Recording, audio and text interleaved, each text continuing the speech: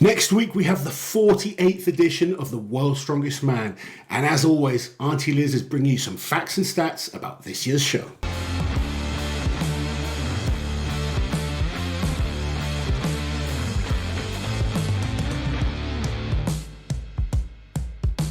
Ten awesome facts. Yes, we do enjoy a fact and stat on this channel, don't we? We do indeed. Okay, so starting off then, fact number 1. Goodbye stone off is a happy fact. It is for me. I'm fed up with that damn stone off. I know. So, since this is the first time since 2016 that we aren't finishing the group stages with some sort of head-to-head stone event. So, in that time, we've had the last man standing. We've had stone runs where it's just second and third place against each other, and we've of course had the stone off for the last few years.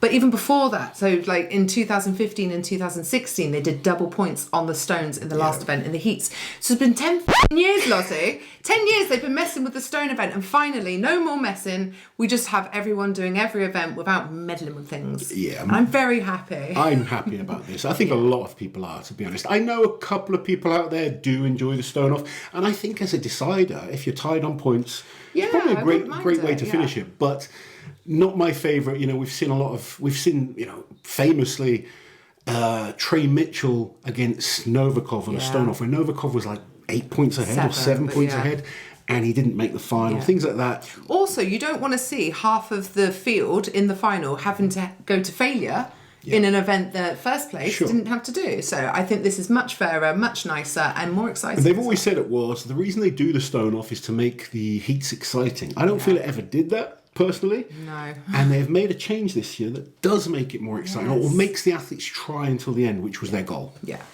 So fact number 2, a smaller lineup, Lozzie. Yeah, we're going from 30 to 25 athletes this year. Yeah, and this isn't the first time they've done it. So from 2005 to 2007, we also had 25 athletes, and also from 2019 to 2021, more recently.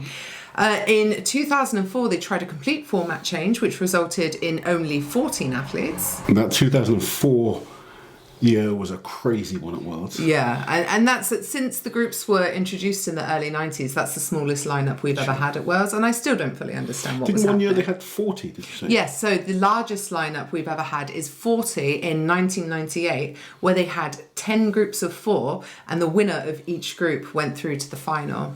But that's a nasty one, having to make sure you win the group. There's no room for error, and only 4 events. Yeah, they only did 4 events. Anything could happen. Yeah. I think I don't have a problem with the smaller lineup. No. It just sometimes makes it a little bit harder when you've only got a few events to kind of get there. But I think it'll make for an exciting group stages this year. It will. I think though, like, we are right now, maybe for the first time in the sport, at a place where you've got 30 guys genuinely good enough to do the World's Strongest Man. Like, back in the day, we used to have a lot of filler, and I don't mean to be rude, but they would invite random people from the host countries and stuff like that who weren't ready. And, no one, like, who had the potential to win was missing out. The lineup this year has 25 fantastic athletes there. There's no question about that. Fact number 3 then, of the 25 athletes competing this year, the most experienced at the World's Strongest Man is Luke Stoltman, who will be making his 10th appearance. Luke is also the oldest athlete in the lineup this year. He is going to be 40 years and 6 months old when it all kicks off. And just to counterbalance that, we've got Andre Foitu is the youngest athlete this year. He's going to be 23 years and 5 months. And Andre last year, when he debuted at World's Strongest Man, he was the first man born in the 2000s to compete at the World's Strongest Man. It's very aging, isn't it? He's a strong baby, but he's a baby. Isn't it wild, though, that Luke Stoltman, because I vividly remember Luke being new in the sport. I know. Yeah, so it's crazy to me that this is his 10th year. When I remember his first year so clearly, Luke's it doesn't super feel that experienced. Long ago. He's been going for years. He's made the final a number of times, 2-time winner of Europe's Strongest Man. He's been there to all the big major competitions.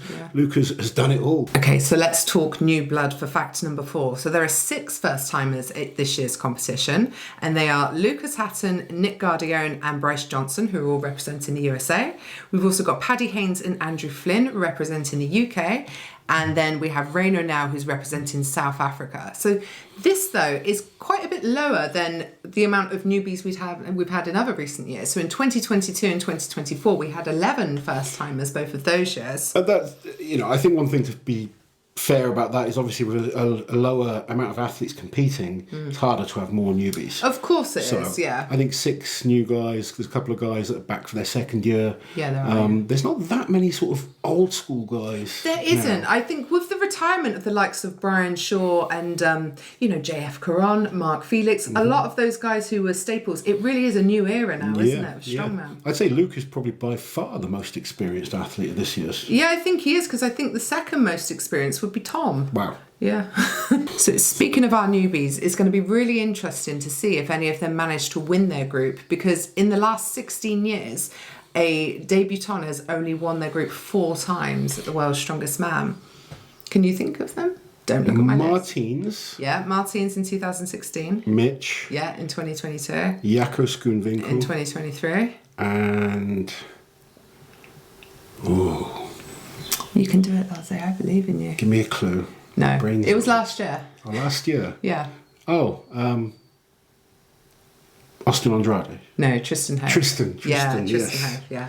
Yeah. Yeah. So, Austin made the final. Austin made the final. He won the stone off. Okay. He was in Mitch Hooper's group. Yeah. But it goes to show it's not an easy thing to do. It's only not an easy thing 16 to do. years. Yeah. So this one, I roll this fact out each year because each year it becomes more and more interesting to me. So for the last 12 years, we've had 3 different countries represented on the World's Strongest Man podium. And I think it's highly likely to happen again this year. If you think Tom and Mitch are most people's favourite for being on the podium. Sure. And then it's very likely that we're going to have, an American or maybe a European or a South African, who knows, or New Zealander, something like that. It could definitely happen again. Yeah, I think you're right. I think it could be another year with 3 different nations on the podium. But when you think about countries that send like a lot of great athletes, the USA, for example, how in 12 years have we not had 2 guys from the USA on the podium at the same time? No. So what's next? This one's interesting. So this year we've got a max overhead and a max deadlift in the final. 2 max events. 2 max events. So of course it's the Flintstone lift behind the neck and it's the elevated 18-inch max deadlift. I don't think you have to do it from behind the neck. Sorry. No, you don't have to. No. The smart athletes are all training behind the neck. That's what the mobile ones. Well, I think what I mean by that is everyone is training behind the neck now. Yeah. Just because it's a more efficient way of doing it. Yeah. But the rules are they don't have to do it from behind. No, they don't. I just wanted to point that out. Push press. It's like out of the rack, isn't it? So I thought, when was the last time we saw a max overhead? Very rare. Yeah. So I went all the way back. So in the 90s, there were a couple of years where they did a max deadlift and a max rock press. Okay. But that wasn't really the sort of overhead I was thinking of. I was thinking more something on a barbell or log. Yeah. So I had to go all the way back to 1988. 1988 was the last time we had 2 proper max events in the final. Yeah, well, 2. So there were other years when we had a max squat and a max overhead. Yeah. But for a max overhead and max deadlift, 1988. So it was an elevated deadlift. It was one with 510 kilos. Okay. Quite elevated, I should point out. And the log lift was won by Bill, I think, and it was 170 kilos. Yeah. But people watching will be like shocked by 170 kilos winning. Let's bear in mind it was very different back then. They were lifting logs that would just kind of be... It was basically a tree trunk they with some handles. The nice logs that they've got now, and they're all kind of highly trained on. But yeah, could you imagine 170? That would be the starting weight. It would in a max deadlift, in a max overhead. Sorry, max log. In a max log. A lot of people often say that World isn't heavy enough. So do you think this is good that they're putting 2 max events into the final? Yeah, I think so. Yeah.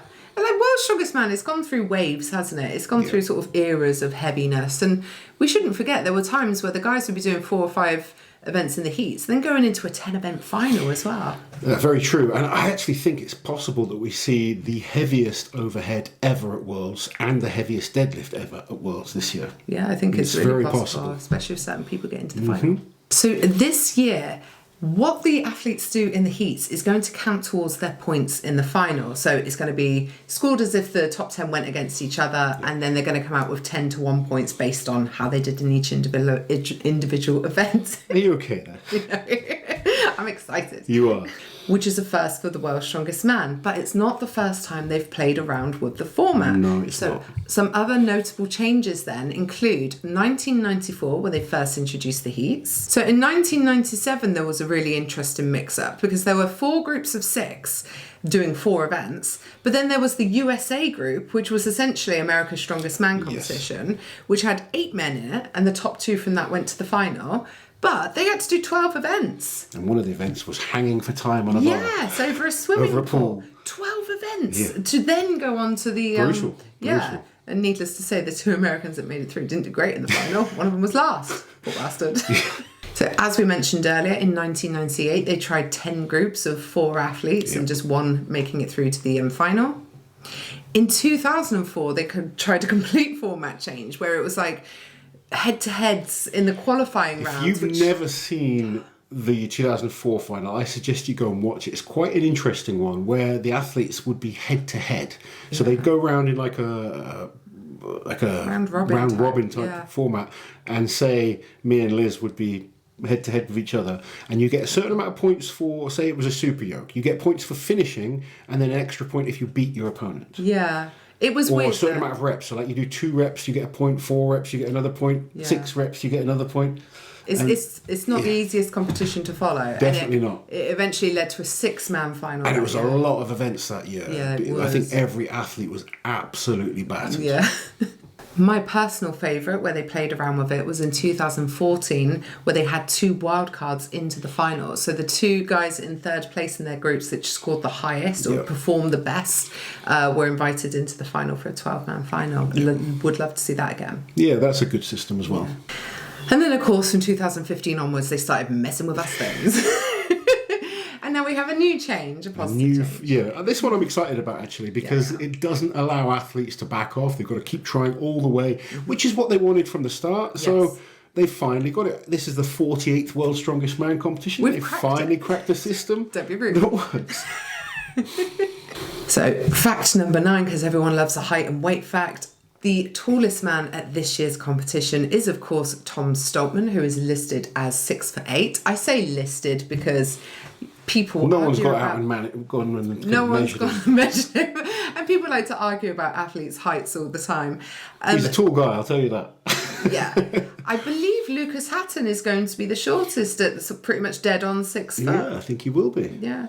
Tom should also be the heaviest. He comes in at around 183 kilos, which is a few pounds heavier than 400 pounds. Yep. And then Evans Nana, I believe, will be the lightest at about 133 kilos. Yeah. So, final fact for the day then. If Tom Stoltman wins the title this year, then he'll become the 6th man to win 4 or more World's Strongest Man titles, with the others, of course, being Jean-Paul Sigmarsson, Magnus Ver Magnusson, Marius Pudzianowski, Zydrunas Savickas and Brian Shaw. And if Mitch wins the title this year, then he'll become the 14th man to win 2 or more World's Strongest Man titles. And we all kind of expect both of those guys to make the final. But if one of them doesn't, then they'll be the first reigning or returning champion to not make the final since Alexei Novikov in 2021. Indeed, he was the reigning champion in 2021. He didn't make the final. The front hold. Yeah. Because he was tied with Kevin Ferris for 17 points, but he didn't get to do the stone off because he lost to Kevin on the front hold. But we're going to have none of that nonsense this year. None of that nonsense this year. None of that nonsense, guys. Did you enjoy your facts and stats, Lozzie? Always enjoy the facts and stats. I hope you guys enjoyed them as well. Comment below, let us know your thoughts. Which one of those did you enjoy the most? Let us know your thoughts on this year's competition, the 48th World's Strongest Man contest.